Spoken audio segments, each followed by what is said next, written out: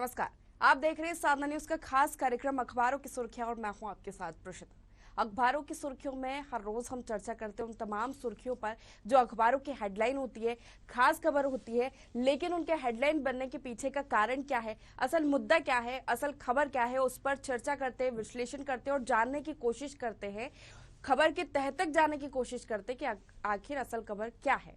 और इसी चर्चा में हमारे साथ आज शामिल हो रहे हैं वरिष्ठ पत्रकार प्रवाल सक्सेना जी और हमारे साथ फोन लाइन पर जुड़े हुए वरिष्ठ पत्रकार नितिन दुबे। आप दोनों का बहुत बहुत स्वागत है हमारे इस खास कार्यक्रम में। शुरुआत करूंगी प्रवाल जी आपसे ही कि अब सरकार की टेंशन फिर से बढ़ने लगी है, क्योंकि भोपाल, इंदौर सहित 4 शहरों में 3 दिन से फिर कोरोना के केस बढ़ रहे हैं।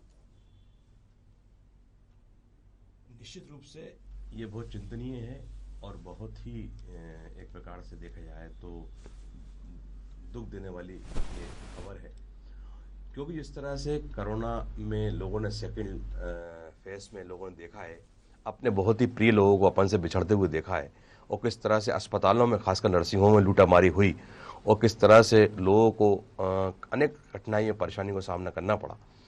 और अब फिर से क्योंकि लॉकडाउन पूरी तरह से खोल दिया गया है और अब लोगों में फिर से पहले जैसी बात नहीं रही, कोई सोशल डिस्टेंस नहीं बचा है, कोई अधिकांश लोग मास्क नहीं लगा रहे हैं, सैनिटाइज का उपयोग भी नहीं कर रहा, वो पहले से ज़िंदगी उन्होंने एक प्रकार से फिर से बहाल कर ली है। तो इसका दुष्परिणाम तो सामने आना ही है और अभी भी समय है कि लोग चेत जाएं, क्योंकि जो थर्ड वेव आ रहा है उसको लेकर भी काफ़ी बातचीत हो रही है, उसे कैसे मिलना शुरू हो गए हैं। तो मैं समझता हूं कि सरकार के साथ साथ आम व्यक्ति को भी, आम जनता को भी और सभी लोगों को इस बात की फिक्र करना चाहिए कि कहीं ऐसा ना हो कि दूसरी से ज़्यादा तीसरी बढ़ जाए। जिस तरह से राजनीतिक सक्रियता बढ़ रही है, जिस तरह से सामाजिक कार्यक्रम बढ़ रहे हैं, शादी ब्याह हो रहे हैं, उसके बाद लोगों की भीड़ शुरू हो रही है, तो सारे नियमों को ताक में रखते हुए लोग काम कर रहे हैं। इस पर बड़ा चिंता का विषय और इस पर अंकुश लगना बहुत जरूरी है। नितिन जी आपके पास आना चाहूंगी। सरकार की टेंशन निश्चित ही बढ़ रही है, लेकिन सरकार की अभी राजनीतिक गतिविधियां हमें देखने के लिए मिल रही है। तीसरी लहर के लिए क्या तैयारियां हैं, किस तरह से लड़ा जाएगा? जो लापरवाही हमने जो पहले बरती थी, जो दूसरी लहर हमें देखने को मिली, क्या अब फिर से किसी नई मुसीबत में हम पड़ सकते हैं? कोई शक नहीं कि हम फिर से नई मुसीबत में पड़ सकते हैं। आपने देखा होगा हाल ही में अभी पीएम ने मन की बात की और बैतूल के आदिवासी अंचलों में प्रधानमंत्री ने खुद लोगों से बातचीत की कि किस तरह वैक्सीनेशन अभियान चल रहा है जी। दोनों आदिवासी सरपंच और उप सरपंच जो थे किशोरी लाल, उन्होंने बताया राजेश कुमार ने कि हमने डर के कारण वैक्सीन नहीं लगवाई। आप देखिए कोरोना की दूसरी लहर के बाद बैतूल जो राजधानी के इतने पास है, वहाँ के लोग प्रधानमंत्री से कह रहे हैं कि हमने डर के कारण वैक्सीन नहीं लगवाई है, हमें शंकाएं हैं। इसके मायने है कि सरकार जो है जागरूकता फैलाने में सफल नहीं रही। सबसे पहली बात, अगर वैक्सीन की बात करें तो इतनी आबादी में केवल अभी 33.92% लोगों को सिंगल डोज लगा है और दोनों डोज तो बहुत पिछड़े हुए, 4.7%। ऐसे हालात में, और भोपाल की बात करें करीब 12 लाख लोगों को वैक्सीन लगी है, 12,99,000 है ना। अब इस हालात में लोग जागरूक नहीं है, वैक्सीन की कमी है, वैक्सीन समय पे लग नहीं पा रही। आपने देखी कुछ तस्वीरें ऐसी देखी जैसे हाट बाजार जैसी। ये महाअभियान जो है ये कोरोना को खत्म करने के लिए नहीं लग रहा है, ये महाअभियान कोरोना को बढ़ाने के लिए है। नेताजी आ रहे हैं, सिंधिया जी आ रहे हैं, मंत्रिमंडल पर चर्चा हो रही है, कौन केंद्रीय मंत्री बनेगा, कौन क्या होगा। मतलब नेता जो है देश की बीमारी के लिए गंभीर नहीं है, वो अपनी राजनीति के लिए गंभीर है। वो चाहते हैं किसी भी तरह जो है राजनीतिक रूप से हम पिछड़े नहीं कांग्रेस से, दूसरी पार्टियों से, इसलिए ये सब अभियान चल रहे हैं। और मैं तो कहता हूँ कोरोना जो है, कोरोना संक्रमण की बीमारी है जो एक दूसरे से फैलती है, तो फिर इसे महाअभियान बनाने की क्या जरूरत है, भीड़ इकट्ठी करने की क्या जरूरत है। आपके कार्यकर्ता 8 दिन में वोटरों को पर्ची बांट के आ जाते हैं घरों का और वोट डलवा देते। क्या महाअभियान को आप वार्ड वाइज या घर में केंद्रित लोगों को करके सुरक्षित तरीके से नहीं लगा सकते? आप हजारों की तादाद में लोग भाग रहे हैं, वैक्सीन लगवा रहे हैं। मुझे तो ये बड़ा आश्चर्य और दुखद कबीला प्रथा जैसे लग रहा है, कबीले टाइप का, कि जिस बीमारी से हम डर रहे हैं, जिस संक्रमण को लेकर प्रधानमंत्री 2 गज 3 गज चिल्ला रहे हैं रोज टीवी पर, वो लोग जो है भरे हुए हैं, ट्रक में, ट्रैक्टर में भरा भरा के वैक्सीन के सेंटरों पे जा रहे हैं, वहाँ धक्का मुक्की हो रही है। इस तरह ये अभियान चलेगा क्या? इस तरह देश सुरक्षित रहेगा? देखिए आप। प्रवाल जी, नितिन जी ने बिल्कुल सही कहा कि हमें पता है कि ये बीमारी एक दूसरे से फैल रही है, तो महाअभियान चलाने की क्या जरूरत है? कल भी जो तस्वीरें आई 1 जुलाई के महाअभियान की हम देखें, 1 जुलाई से फिर से टीकाकरण का महाअभियान शुरू हुआ, सेंटर्स पर विवाद हो गए, वैक्सीन खत्म हो गई, लोग मतलब मतदाता जब वोट डालने जाता है, जो लाइनें हम देखते हैं, जो कतारें हम देखते हैं, वो वैक्सीनेशन सेंटर पर देखने को मिली। प्रशासन तैनात नहीं था, कोई व्यवस्था नहीं थी, कोई सोशल डिस्टेंसिंग नहीं थी, धक्का मुक्की चल रही है। देखिए, ऊपर से कोई भी आदेश निर्देश दे दी जाए, जब तक कि निचला वर्ग, निचला तबका जो है, निचला जो टीम के ग्राउंड लेवल के जो लोग हैं वो सक्रिय नहीं होंगे, वो जागरूक नहीं होंगे, तब तक कुछ भी नहीं हो सकता। देखने में ऐसा आता है कि कई सेंटरों में जो है स्टाफ समय पर नहीं पहुंचता है। ये बात सही है, कतारें लंबी लंबी लग जाती हैं, लेकिन वो स्टाफ जो है वो 10:30 पे आ रहा है। जिसको वैक्सीनेशन करना है, जो टेक्निकल टीम है, वो पुराने उन्नत साहब शहर में फंसी हुई है, ट्रैफिक में फंसी हुई है, कभी ये है कहीं वो है। तो इस तरह की जो व्यवस्थाएं, जब तक कि वो पूरा मिनट टू मिनट का टाइम टेबल नहीं बनेगा और सक्रियता के साथ जब तक काम नहीं होगा, तब तक ये जो है वो आपदा भी मची रहेगी। क्योंकि कोई व्यक्ति भी जो सरकारी नौकरी करता है वो ये मान के चलता है कि मुझे तो कोई हटा नहीं सकता, मुझे तो पेंशन के बाद ही मुझे हटना है, तो वो अपने हिसाब से काम करता रहता है। और इंटरेस्ट उसको जब आता है जब उसको कहीं ऊपर नीचे से कुछ व्यवस्था हो उसकी, नहीं तो वो वैसे ही नौकरी करता है, ऐसे ही उसको करना है। तो जब तक कि उनके ऊपर अंकुश और डर नहीं होगा, तब तक वो सही अपना ड्यूटी को अंजाम नहीं देंगे और ये व्यवस्थाएं चलती रहेंगी। बिल्कुल निचले स्तर की बात करें तो व्यवस्था है, सिस्टम में सुधार की जरूरत है, क्योंकि वैक्सीनेशन जिस तरह से चल रहा है, महाअभियान जिस तरह से चल रहा है, उसे यही लग रहा है कि हम तीसरी लहर को न्योता दे रहे हैं। नितिन जी ने भी बात करी राजनीतिक बैठकों को लेके कि ज्योतिरादित्य सिंधिया को कैबिनेट में जगह मिलने वाली है। प्रवाल जी, लगभग तय माना जा रहा है कि रेल विभाग उनको मिलेगा, वहीं अब कैलाश विजयवर्गीय का भी नाम आ रहा है, क्या कहेंगे आप? देखिए, राजनीतिक सरगर्मियां तो उसी दिन से तेज हो गई थी जिस दिन मध्य प्रदेश में भारतीय जनता पार्टी की सरकार बनी थी, सिंधिया जी के माध्यम से बनी थी।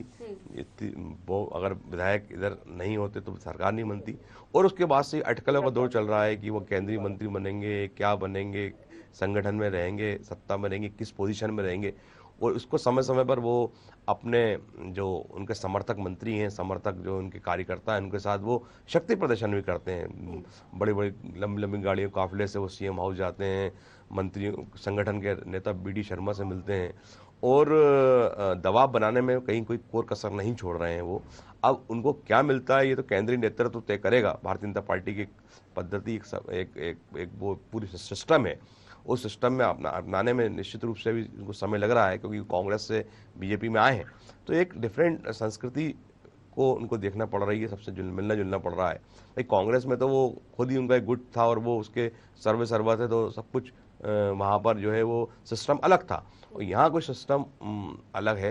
तो इसको लेकर कहीं बीच में रास्ता वो बना रहे हैं कि कैसे बन जाए, वो तो बना रहे हैं, पर उनके जो समर्थक कार्यकर्ता हैं, समर्थक मंत्री हैं, वो भी अभी तक आत्मसात नहीं हो पा रहे हैं। इसको लेकर एक समन्वय की राजनीति चल रही है। और केंद्रीय नेतृत्व का सवाल है तो केंद्रीय मंत्रिमंडल में जब भी कुछ जो भी होगा वो तो समय है अभी उसमें कब क्या होता है, लेकिन इसको लेकर वो एक निश्चित रूप से राजधानी की जिस तरह से दौरे कर रहे हैं और जिस तरह से मंत्री को भोज पे जा रहे हैं, कार्यकर्ताओं को लेके अपने घूम रहे हैं, तो एक मतलब प्रेशर पॉलिटिक्स जरूर दिखाई दे रही है। नितिन जी, आपके पास आना चाहूंगी। जिस तरह से ज्योतिरादित्य सिंधिया का नाम तो काफी चर्चा में काफी दिनों से है कि मोदी कैबिनेट में उनको जगह मिलेगी, लेकिन अब कैलाश विजयवर्गीय का भी नाम आ रहा है। ये कहा जा रहा है कि थावरचंद गहलोत या फिर फग्गन सिंह में से किसी एक मंत्री को ड्रॉप किया जा सकता है, तो शायद कैलाश विजयवर्गीय को मोदी कैबिनेट में जगह मिल सकती है। वहीं ये भी चर्चा है कि खंडवा में जो लोकसभा का उपचुनाव हो रहा है वहां से भी उनको टिकट मिल सकता है।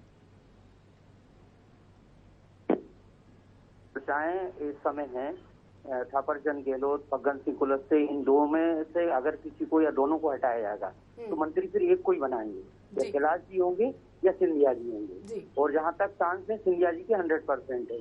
दूसरी बात जो आपने कही है कि उपचुनाव में कैलाश जी को कैंडिडेट बनाया जा सकता है, ये सही, ये 50-50 आप मान लीजिए, क्योंकि अमित शाह के करीबी माने जाते हैं कैलाश जी, और अमित शाह कहीं ना कहीं उनको अपनी टीम में या केंद्र में रखना चाहते हैं। तो इस पे भी संशय केंद्र में बरकरार है।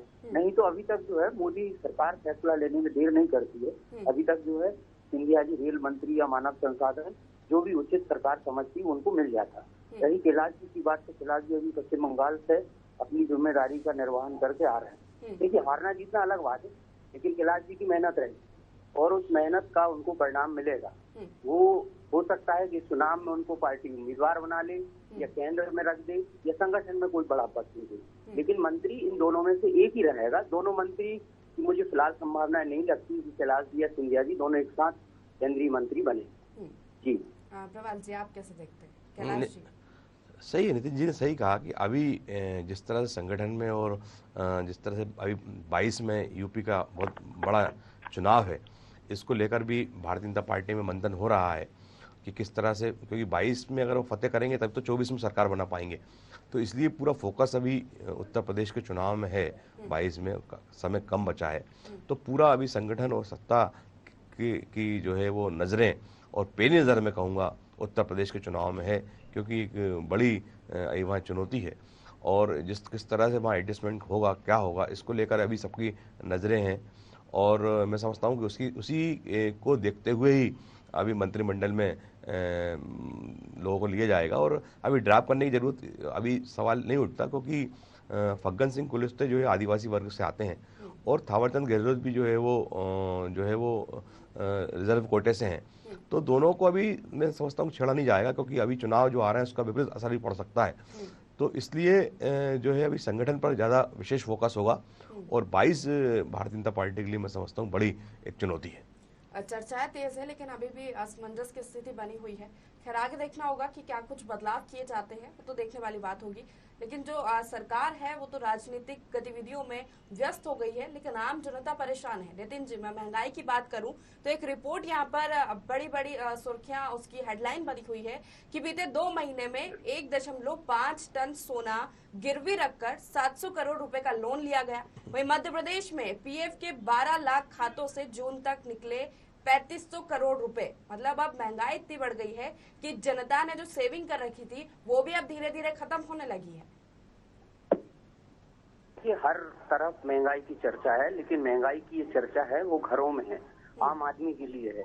अगर यहाँ सबसे बड़ा महंगाई के ऊपर अगर सबसे बड़ा पहल अगर किसी को माना जा रहा है तो वो विपक्ष को माना जा रहा है। कांग्रेस जिस तरह, भारतीय जनता पार्टी जब कांग्रेस शासन में थी, जिस तरह भारतीय जनता पार्टी साइकिल लेकर, हेलमेट खाली लेकर या बैलगाड़ी पे जिस तरह प्रदर्शन करती थी और जनता तक अपनी बात पहुंचाती थी, वो महंगाई का विरोध कांग्रेस करने में सक्षम नहीं रही। एक आध विरोध आपने देखा होगा कि वो औपचारिकता रोशनपुरा पर 3 कार्यकर्ता का ज्ञापन सौंप दिया, ये एक औपचारिकता है। लेकिन अगर विपक्ष चाहे तो इस तरीके से जो है हल कर सकता है, इस मुद्दे को पूरी ताकत के साथ उठा सकता है। विपक्ष क्या फैल रहा है महंगाई के मामले में? आज सिलेंडर देखिए, गैस सिलेंडर या पेट्रोल के भाव देखिए, खाने का तेल जो लोग जैसा चल रहा है लोग बता रहे हैं, तो बहुत ज्यादा महंगाई है, जिससे आम और मध्यम वर्गीय और गरीब आदमी बहुत परेशान है।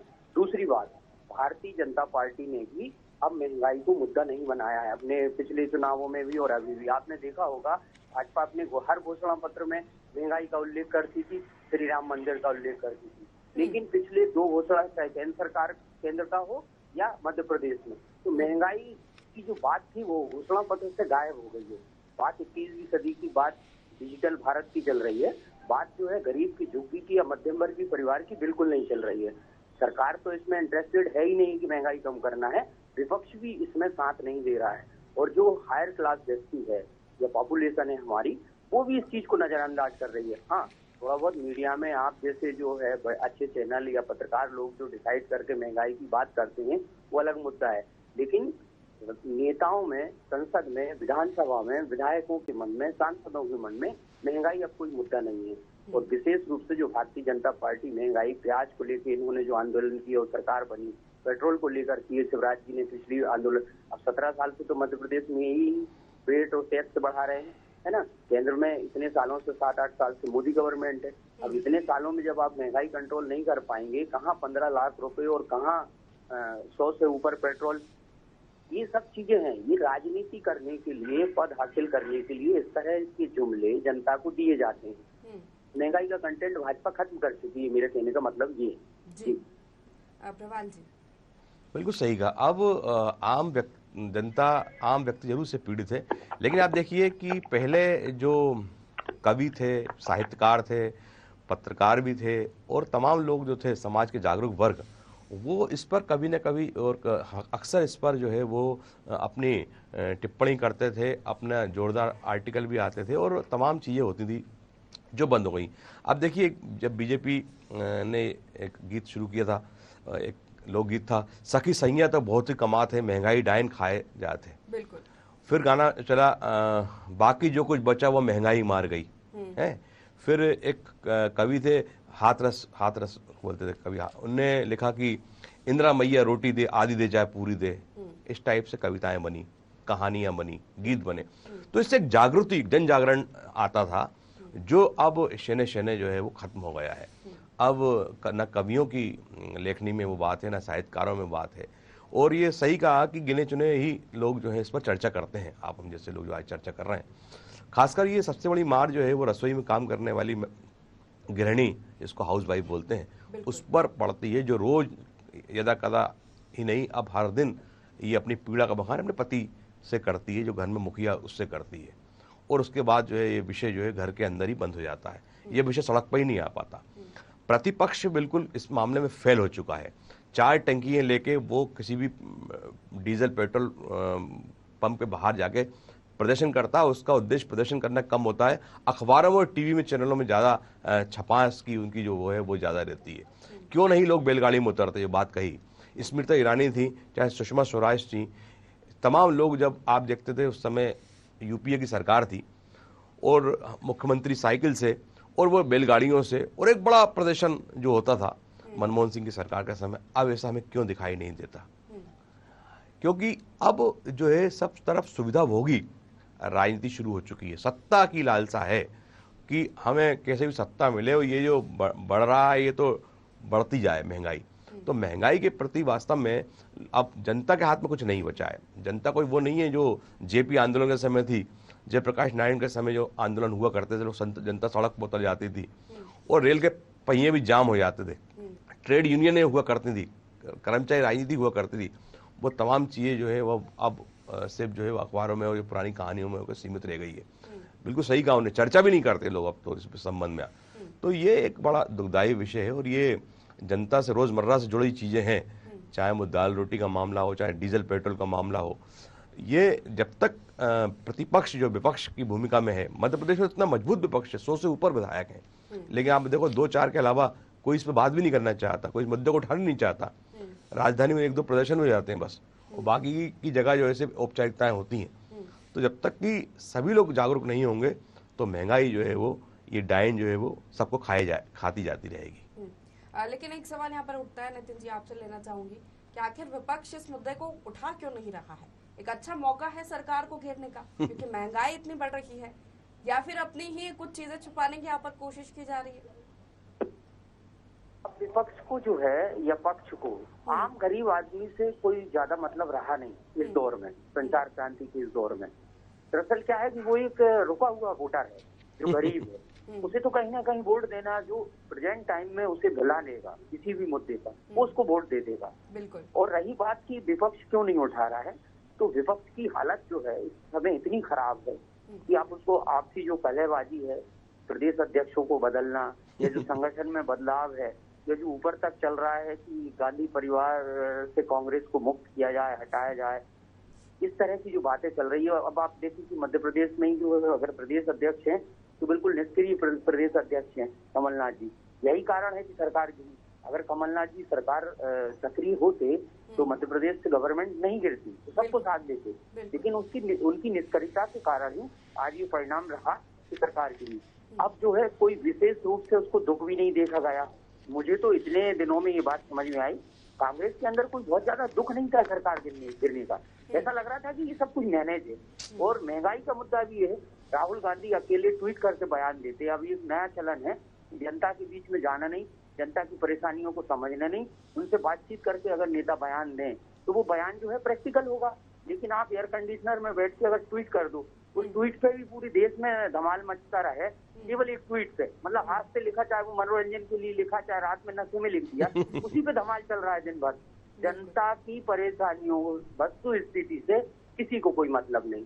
ये कहने का मतलब है कि राजनीति में अब लोग महंगाई या इस तरह की आम जनता को सुविधा देने की बात पर गंभीर नहीं है। अब तो आप खुद ही लगाइए, खुद ही अच्छे हो जाइए। इस पैटर्न पर जो है नेता आम जनता को चलाना चाहते हैं। नहीं प्रतिशत जी, एक बात और भी है नितिन जी कि आज अधिकांश लोग जो चाहे सत्ता पक्ष में हो चाहे विपक्ष में हो, सबके पास जो है वो पेट्रोल पंप है, गैस की एजेंसी है, नर्सिंग होम है, मेडिकल कॉलेज हैं। तो वो जो लोग जनता को चूस रहे हैं या किसी माध्यम से, तो वो किस मुंह से जाके जनता की आवाज उठाएंगे या जनता की आवाज बनेंगे। आज हमने देखा कि कोरोना काल के दौर में नर्सिंग होमों ने किस तरह से लोगों के बर्तन भाड़े बिकवा दिए, लोगों को सड़क पे खड़ा कर दी, जमीन जायदाद बेच दी लोगों ने। लेकिन आप बताइए कितने नेता खड़े हुए उनके लिए, जनता के लिए, और बल्कि नर्सिंग होमों का लोगों ने साथ दिया, उनके मालिकों का साथ दिया। तो ये जब आम आदमी की लड़ाई लड़ने वाला कोई नहीं होता, दिशाहीन जब नेतृत्व होता है, या दिशाहीन नेतृत्व होता है, तो यही स्थितियां जो है वो सामने आती हैं, जो हमारे सामने दिखाई दे रही हैं। बस चुनाव के समय है दिखता है कि हमने ये वाली योजना चलाई है या वो वाली योजना चलाई है, तो आप हमें वोट दीजिए, घोषणा पत्र लेकर पहुंच जाते हैं वोट मांगने। और अब बहुत जरूरी हो गया है प्रवाल जी, मुझे ऐसा लगता है, नितिन जी आप भी मेरी बात से सहमत होंगे कि जनता को अब जन आंदोलन करना चाहिए। नहीं, हिसाब तो जनता को हर 5 साल में अपने जो प्रत्याशी उनके दरबार में वोट, घर में या घर घर जाके जो पांव पड़ने वोट मांगने आते हैं, उनसे 5 साल का हिसाब तो लो भैया कि आपको 5 साल में आपने ये वादे किए थे, कितने वादे पूरे किए, क्यों नहीं हुए वादे पूरे, उसका हिसाब किताब तो मांगे।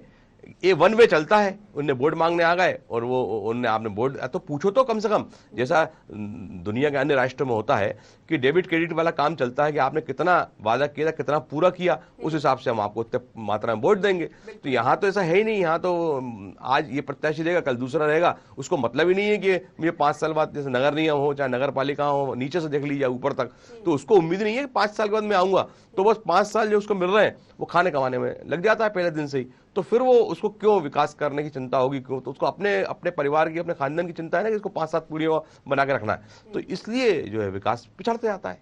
निश्चित ही हम सिर्फ ये बोलते ही हैं कि हम एक लोकतांत्रिक देश में निवास करते हैं, लेकिन लोकतंत्र कहीं बचा नहीं है। खैर ये जो स्थितियां हैं महंगाई की, आगे कहां तक बढ़ती है, कहां तक लोगों को परेशानियां झेलनी होगी, और जरूरी हो गया है कि लोगों को बोलना पड़ेगा, क्योंकि सरकार तो चिंता कर नहीं रही है, तो खुद ही अपनी चिंता करने की जरूरत है। खैर बढ़ते अगली खबर की ओर। अक्सर सुर्खियों में रहने वाले ऊर्जा मंत्री कभी नाले में उतरने को लेकर सुर्खियों में रहते हैं, कभी बिजली के खंभे पे चढ़ने को लेकर सुर्खियों में रहते हैं। एक और नया बयान उन्होंने दिया है। ग्वालियर में जो घटना हुई थी, मंच से गिर गए थे, तो उन्होंने कहा है कि पद का अहंकार पैदा हो गया है, इसलिए मैं मंच से गिर गया। भगवान मुझे बताना चाहता है कि आपसे कोई गलती हुई है, आपका विभाग ठीक से नहीं चल रहा है। नितिन जी क्या कहेंगे आप? ये जो है इस तरह के मंत्रियों के विषय में क्या कह सकते हैं, वो जरूरत से ज्यादा दिखने की, मीडिया में छाने की, खम्भे पे चढ़ गए, नाली में उतर गए। ये नगर निगम में आपने डिपार्टमेंट क्यों बना रखे हैं स्वीपरों के? तो लाइनमैन क्यों है? जब मंत्री चढ़ जाएगा तो अरे वल्लभ भवन में बैठ के आपको अपना काम भी देखना है, योजनाएं कैसी चल रही है, किसी गरीब से मिल के आओ, किसी घर राशन मिला 3 महीने का 5 महीने का जो सरकार की घोषणा थी, प्रधानमंत्री आवास का उसे मकान बना कि नहीं बना, उसके घर जो आपने स्वच्छता अभियान के अंतर्गत जो बनाने की कोशिश की थी वो बने कि नहीं बने हैं, उसका परिवार सुविधाओं में है कि नहीं है। ये क्या होता है, 3-4 मीडिया कर्मियों को फोन किया, टीवी चैनल वालों को और कैमरामैनों को, मैं आज खम्भे पे चढ़ रहा हूँ, आ जाओ। 7 बजे मंत्री जी खम्भे पे चढ़े, जब खम्भे पे ही आपको चढ़ना था तो कैमरे कैसे आ गए? फिर कहाँ से आए? ये आपने बोला था, आपके लोगों ने बोला हुआ कि मंत्री जी खम्भे पे चढ़ रहा है, आज नाली में उतरेंगे। ये जो रहता है अपने आप की जो छवि बनाना मीडिया में, सोशल मीडिया में, जनता में, ये इस तरह की छवि जो होती है वो अखबारी छवि होती है, किताबी छवि, ये जमीनी छवि नहीं होती है। और विद्युत मंडल ने उनके खिलाफ जो है मुख्यमंत्री को भी लिख के दिया है। तो इस तरह के लोग हैं। आपने देखा होगा पिछली बार बारिश नहीं हो रही थी तो छतरपुर की एक मंत्री ने जो है मेंढक और मेंढकी की शादी करा दी। उनसे पूछा कि भाई ये इससे क्या होगा? उन्होंने कहा साहब ये टोटका है, मेंढक मेंढकी की शादी करा देते तो पानी गिर जाता है। इसी तरह के बयान, ये जो है इस तरह के बयान इसलिए दिए जाते हैं, इसके पीछे कारण है राजनीतिक। जो है हमारा भारत या हमारा मध्य प्रदेश ग्रामीण क्षेत्रों में निवास करता है और ग्रामीण लोग इस तरह की कहावतें, इस तरह की चीजों को बहुत ज्यादा मानते हैं कि अपने जैसे हैं। मतलब ये जानते हैं मंत्री मेंढक की शादी होती है जो गाँव में होती है, तो वो समझते हैं अपने उन जैसा मिलना चाहते हैं। रही बात तोमर जी की, तो तोमर जी भी यही चाहते हैं। कि लोगों के मन में ये मैसेज, गांव में जब अखबार पहुंचे तो बिजली के खंभे पे मंत्री को देखा जाए उस फोटो में, तो लोगों के मन में चौराहे पे चौपाल की बात हो, गजब यार ये मंत्री बहुत अच्छा है जो खंभे पे चढ़ा जाता है परेशानी के लिए। लेकिन हकीकत ये नहीं है, हकीकत ये नहीं है, हकीकत बहुत अलग है इससे। ये जो है केवल अपने आप को डेवलप करने के लिए, अपनी इमेज मेकिंग, खुद इमेज मेकिंग कर रहे हैं ये लोग। इनके पीछे आजकल एक चलन है कि मंत्रियों की इमेज बनाने के लिए इनके पास एडवाइजर नियुक्त होते हैं, वो सलाह देते हैं कि आज करना क्या है। उन्होंने कहा आज एक काम कीजिए, परिवहन मंत्री हैं तो आप बस में घुस जाइए अंदर, ठीक है, फोटो वाले आ गए, कैमरे वाले आ गए, मंत्री जी को 2 बजे बस में चेकिंग करना है। ये बात मीडिया को कहाँ से पता चल गई दर्जनों को, कैमरे लेके आ गए कि आप किसी चौराहे पे बस में जाएंगे। ये सब बनाया हुआ है, इससे जाहिर होता है स्वाभाविक जो चेकिंग होती है, स्वाभाविक जो अभियान होता है, वो तो उनके पीएसओ को भी खबर नहीं हो और मंत्री गाड़ी लेके खुद चला जाए लोगों के हालचाल जानने, और खबर दूसरे दिन अखबार में हो कि मंत्री जी गए, हमें पता ही नहीं है। ये होती है जमीनी समस्या को जानना। सुर्खियों में बने रहने के लिए इस तरह की बिल्कुल यही चीजें की जाती है, लेकिन एक विभाग के मंत्री को ये सब शोभा नहीं देता। खैर हमारे पास समय की कमी है, शोभा तो बहुत कुछ नहीं देता है ना, लेकिन सब कुछ चल रहा है। सुबह तो ऑडियो वीडियो मंत्री जैसों के कईयों की चीजें हैं, इतने शर्मनाक वीडियो और ऑडियो हैं कि अपन सुन नहीं सकते, तो ये भी चल रहा है जी, तो कोई फर्क नहीं पड़ता उनको। बिल्कुल नहीं फर्क पड़ता। आप दोनों का ही बहुत बहुत शुक्रिया हमारे साथ इस चर्चा में शामिल होने के लिए, प्रवाल जी और नितिन जी। तो अखबारों की सुर्खियों में आज हमने तमाम सुर्खियों पर चर्चा की। महंगाई का मुद्दा बना हुआ है, हर रोज ही चर्चा का विषय बना हुआ है, क्योंकि आम जनता परेशान है, लेकिन सरकार ध्यान नहीं दे रही है। इसी के साथ ही वैक्सीनेशन को लेकर कि अब कोरोना के भी मामले इंदौर, भोपाल और राज्य के 4 से 5 जिलों में बढ़ रहे हैं, इसने भी सरकार की चिंता बढ़ाई हुई है। खैर देखते हैं कि आगे क्या कुछ तैयारियां होती है, किस तरह से सरकार इसे फेस करती है। तो फिलहाल के लिए अखबारों की सुर्खियों में इतना ही, लेकिन आप बने रहिए सार्थक न्यूज के साथ।